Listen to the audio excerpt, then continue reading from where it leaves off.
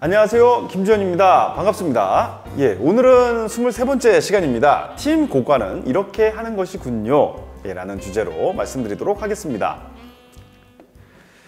팀 고과를 하는 이유는 바로 이겁니다. 직무, 개인 간의 상호 의존성이 요즘엔 높기 때문이죠. 한 사람 한 사람이 혼자 일하는 걸로 끝난다면 참 인사 고과하기가 너무 쉽겠지만, 우리는 여러 사람이 모여서 서로 간에 유기적으로 어떠한 결과를 만들어내기 때문에 요즘에는 어떤 팀 고과도 굉장히 많이 활용을 하고 있고요. 또 팀으로 묶었을 때 서로 협력하고 이러한 협업하는 것들이 활성화되기 위해서 팀 고과를 많이 활용하고 있습니다.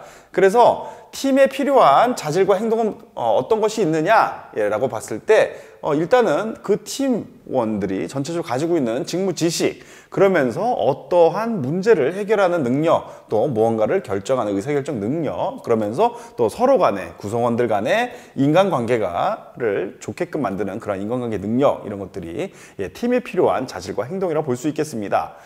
그러면서 팀 업적을 평가하는 그러한 절차, 단계는 어떤 것들이 있느냐를 살펴보면, 먼저 팀 목표를 설정을 하고요. 그러고 나서 그 목표를 달성하는 데 중요한 KPI를 개발을 하고, 그러고 나서 실제 실행을 한 다음에 목표를 달성하고, 그러면서 그 목표에 각각의 항목에 대해서 가중치를 부여하고 실제 평가를 하는 이러한 평가 단계로 이루어져 있습니다.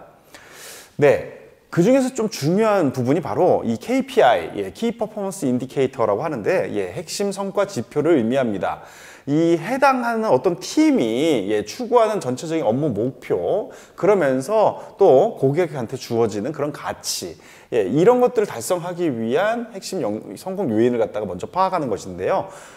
우선은 고객 가치 분석이 필요합니다. 내외부 고객을 대상으로 실시를 합니다. 어떠한 팀이 하는 일이 바로 외부에 있는 대고객 업무일 수도 있고, 또 그 대고객으로 가기 전에 내부의 다른 팀, 이런 내부 고객을 거쳐서 외부 고객에게 영향을 주는 경우도 있기 때문에 내외부 고객을 대상으로 실시를 합니다. 예를 들면 납품 기간을 단축한다든지 생산성을 향상하는 이런 것들이 고객 가치 분석의 결과라고 볼 수 있습니다.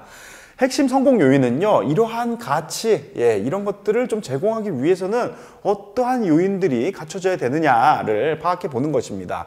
예를 들면 약속 시간을 준수해 보자, 업무 개선 방법에 대해 교육을 하자, 이런 것들을 했을 때 우리가 고객에게 어떠한 가치를 줄 수 있다라는 것들을 판단할 수 있고요. 그래서 KPI를 개발을 하게 되면 결국은 결과 지표라든지 과정 지표, 또 계량 지표냐 또 비계량 지표냐, 이런 것들이 다양하게 나오고요. 이러한 KPI를 개발하는 데서 중요한 부분들은 상황에 따라서 좀 유연성을 발휘해야 된다는 점이 중요하고, 그러면서 좀 단순하고 분명해야 된다라는 게 또 중요합니다. 그러면서요, 또 이런 KPI 개발은 좀 여러 팀원들이 다 같이 참여해서 투명성 있게 함께 개발하는 게 중요하고요. 또 그러면서 바로 단기의 그런 KPI가 아니라 중장기적으로 우리의 조직에 어떤 성과를 가져올 수 있는 그러한 KPI 지표를 개발하는 것이 상당히 중요합니다. 그래서 목표 수준을 또 설정하는 게 필요한데, 결국은 우리가 팀이 이렇게 있다고 하면 더 상위 조직이 있습니다. 여기가 이 팀이 어떻게 상위 목표를 기여할 수 있느냐. 왜냐하면은 이 상위 조직 아래에는 우리와 같은 다양한 팀들이 다양한 결과를 가지고 상위 조직의 성과를 내기 때문에 우리는 어느 정도를 어떻게 기여를 하고 있지, 이런 것들을 규명하는 게 굉장히 중요하고요. 그러면서 팀의 역량이라든지 주어진 여건을 고려하는 게 굉장히 중요하고, 그러면서 가장 중요한 것은 바로 난이도입니다. 얼마나 이 일이 달성하기 어려운가, 이런 것들을 볼 필요가 있고요. 일반적으로는 과거에 한 2, 3년치 정도의 데이터, 업적을 토대로 해서 규명을 하는 경우가 많이 있습니다. 아래 표를 보시면 예를 들어 매출 신장이 과거에 봤더니 실적이 한 20% 정도를 신장해 왔다라고 하면 올해는 목표를 30%를 가져가자 라고 볼 수가 있겠습니다. 불량률도 예를 들면 5%가 과거 실적인데 목표를 3% 낮춰보자, 이렇게도 가볼 수 있는 거죠. 그래서 등급을 보통 나눌 때 S, A, B, C, D 이런 식으로 많이 나누는데요. 예를 들면 매출 신장을 30%를 목표로 세웠는데 S, 완전 초과 달성했다, 그런 경우에는 40% 이렇게 가는 경우가 있고, 또 목표를 달성했다라고 했을 때는 30%를 넘고 40%는 안 되는 그러한 구간을 또 설정하기도 합니다. 목표에 좀 도달하지 못했다. 예, 30%는 못 됐지만 한 20%에서 30% 된 경우에는 B를 주고, 또 현상 유지했다. 더 목표를 높게 가져갔음에도 불구하고 그냥 과거 실적하고 유사하게 0에서 한 20% 정도는 C, 현상보다 오히려 악화됐다. 0% 미만, 오히려 떨어졌다 하는 경우에 D 이렇게 주는 경우들이 있습니다. 또 가중치 부여하는 거 굉장히 중요한데요. 상위 목표와 연계해서 관련해서 우리가 달성한 목표가 얼마나 중요한가 그 항목에 따라서 가중치를 설정하는 방법들이 있고요. 이때 평가의 정확성이라든지 평가 결과에 대한 수용성이 높습니다. 왜냐하면은 가중치를 우리가 상위 목표를 봤더니 이러한 가중치 정도를 주는 게 맞구나라고 하기 때문에 수용성이 높다라는 장점이 있고, 이것들을 토대로 해서 수용성이 높기 때문에 연봉을 책정한다든지 인센티브를 줄 때 이런 보상에 활용하기 좋다라는 말씀을 드릴 수 있겠습니다. 그러면서요, 이런 이제 효과적인 인사 고과를 하기 위해서는 어떤 것들이 좀 갖춰져야 되느냐, 이런 것들 좀 말씀드리면, 승진, 임금 결정, 교육 훈련, 이런 목적에 따라서 인사 고과 제도를 도입할 필요가 있다. 목적을 잘 고려해서 할 필요가 있다는 점이 중요하고요. 또 피고과자 집단이 또 다양할 수 있기 때문에 세분화하고 해서 그 각각의 세분화한 것들에 대해서 좀 차별화된 고과 요소를 개발하는 것도 굉장히 중요합니다. 그러면서 고과 목적에 따라서 고과 방식도 좀 다르게 할 필요가 있는데, 우리가 대표적인 것들이 바로 절대평가냐 상대평가냐입니다.